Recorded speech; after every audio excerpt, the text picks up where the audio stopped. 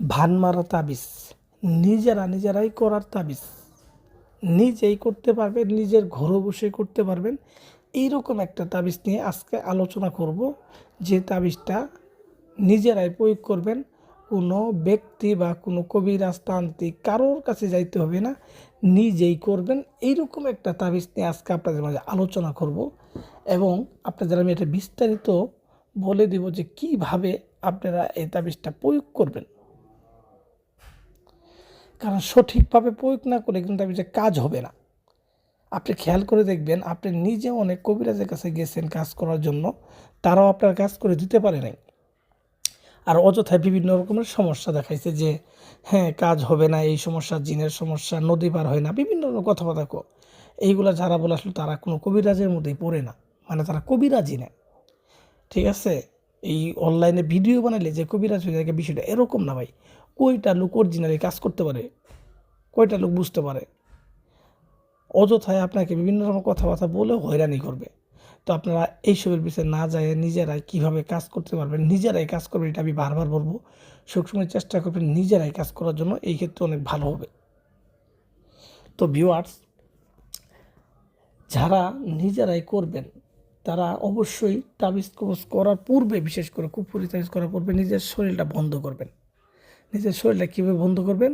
3 বার আয়াতুল কুরসি পরে নিজের বুকের মধ্যে ফু দিবেন, 3টা ফু দিবেন। তাহলে আপনার শরীরটা বন্ধ হয়ে যাবে, এবং আপনি যে কোনো কুফরি তাবিজ করেন, যে কোনো তাবিজ করেন, এটা আপনি করতে পারবেন, এটা আপনার সমস্যা হবে না। তো ভিউয়ার্স, যারা করবেন, করার পূর্বে শরীরটা বন্ধ করে নেবেন। নেওয়ার পরে তাবিজ করার 3টা শর্ত আছে। 3টা শর্ত হচ্ছে, আগে প্রথমত তাবিজটা বুঝতে হবে, বোঝার পরে তাবিজটা কখন লিখতে হবে, সময়টা মিলায় লিখতে হবে, এটাকে বলে সেতারা। দ্বিতীয়ত তাবিজটা কী দিয়ে লিখতে হবে, ওই জিনিসগুলোকে আপনাকে ম্যানেজ করা লাগবে। ম্যানেজ করার পরে তারপর হচ্ছে তাবিজটা লিখার পরে কি করতে হবে, এটা আপনারা করতে পারবেন কি না এটা আগে বুঝতে হবে। এই 3টা ধাপ যদি আপনি মিলায়ে সব কিছু করতে পারেন, তাহলে যে কোনো কুফরি তাবিজ আপনার পক্ষে করা সম্ভব, একবারে 100% করা সম্ভব। তো তাহলে এটা প্রথম হচ্ছে কখন করবেন, কিভাবে করবেন, করার পরে কি করতে হবে, 3টে আমি আপনাকে স্টেপ বাই স্টেপ বলতেছি। আপনি ভিডিওটা টানবেন না, টানলে পরে একটা যদি না শুনেন আরেকটা শুনলে বুঝবেন না। তাহলে প্রথমত, যেহেতু এটা কুফরি তাবিজ, ঠিক আছে, এটা করার জন্য একটা সময় নির্ধারণ করে নেবেন, একটা শনিবারের ঠিক দুপুরবেলা 1টার সময় এই তাবিজটা লিখবেন। ঠিক আছে, এবং এই তাবিজটা লেখার স্থান হলো যে কোনো একটা কলা বাগান, নদীর পাড়ে অথবা যে কোনো একটা কলা বাগানে এই তাবিজটা লেখা লাগবে।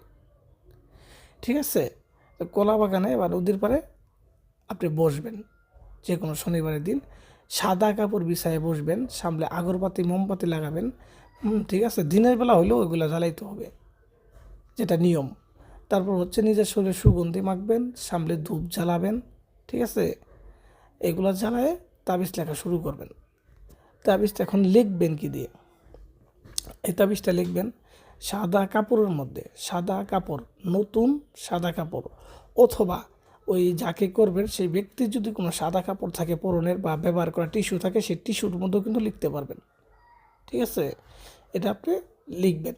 কি দিয়ে লিখবেন? এটা লিখবেন আপনি নিম গাছের পাতা রস করি, ঠিক আছে, ওর মধ্যে কলার রস দিবেন, কলা গাছের রস দিয়ে আপনারা মিশ্রিত করবেন। মিশ্রিত করলে আপনার একটা কালি হবে, এই কালিটাকে আপনি ডান হাতের শাহাদাতের আঙ্গুল দ্বারা এই তাবিজটা লিখবেন। লিখার পরে আপনি এটা নিচে, তাবিজের নিচে যাকে করবেন তার নাম লিখে দিবেন, তার নাম, তার বাবার নাম লিখে দিবেন, আরবিতে লিখবেন। লেখার পরে তাবিজের অপর পৃষ্ঠায় গিয়ে এই শত্রুর কী ক্ষতি করতে চান, মানে আপনার আশাটা কী, সেটা আপনি লিখে দিবেন। এটা বাংলাতে লিখে দিবেন, সমস্যা নেই। এটা আর কি উদ্দেশ্য করে তাবিজ লেখা। হ্যাঁ, আপনার যদি উদ্দেশ্যটা মনে না থাকে সেজন্য বলছি যে লিখে দিবেন। তো লিখে দিবেন, লিখে দেওয়ার পরে তাবিজটার মধ্যে আতর লাগাই দিবেন, আগরবাতির ধোঁয়া দিবেন, ধূপের ধোঁয়া দিবেন, এগুলা দিবেন। হ্যাঁ, দেওয়ার পরে তাবিজটাকে সুন্দর করে ভোল্টাবেন। বলতে একটা তামার মাদুলিতে ভরবেন তাবিজটা, তামার মাদুলি ভরার পরে আপনি এই তাবিজটাকে ওই যেখানে বসে কাজ করলেন কলা বাগানে, সেই বাগানে একটা কলা গাছের মধ্যে তাবিজটা ভিতরে ঢুকাই দিবেন, কলা গাছের ভিতরে ঢুকাই দিবেন। এইভাবে ঢুকাই দিলেন, ঠিক আছে? দেওয়ার পরে দেখবেন যে আপনার কাঙ্ক্ষিত শত্রু সর্বোচ্চ 72 ঘন্টা, সর্বোচ্চ 72 ঘন্টা এর মধ্যেই আমরা কাঙ্ক্ষিত ব্যক্তি আপনি যেটা চাবেন সেটা হয়ে যাবে। আমি আশা করি আপনি আমার কথাগুলো বুঝতে পারছেন।